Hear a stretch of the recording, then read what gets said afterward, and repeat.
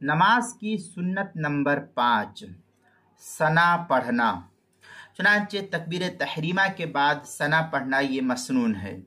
सना के अल्फाज बेहतर ये है कि इस तरीके से कहा जाए, सुब्हानकल्लाहुम्मा व बिहम्दिका व तबारकस्मुक व तआला जद्दुक व तबारकस्मुका व तआला जद्दुका व ला इलाहा गैरुक। इस तरीके से कहे कि ए अल्लाह, तेरी ज़ात हर ऐब से पाक है और हम तेरी तारीफ करते हैं। तेरा नाम बाबरकत और तेरी शान बुजुर्ग व बरतर है और तेरे अलावा कोई इबादत के लायक नहीं। ये अल्फाज कहना चाहिए अरबी के।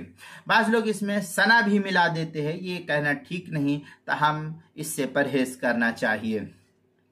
हलबी कबीरी में है व खामिसुहा अस्सना आई क़िराअतुका सुब्हानकल्लाहुम्मा व बिहम्दिका व तबारकस्मुका व तआला जद्दुका। ये हलबी कबीरी की इबारत है। सफ़ा 382 फतावा खानिया उसकी उसके पहली जिल्द सफ़ा 85, बदाउस सनाए पहली जिल्द सफ़ा 471, किताबुल मसाइल पहली जिल्द सफ़ा 341 पर इसको नकल किया गया है।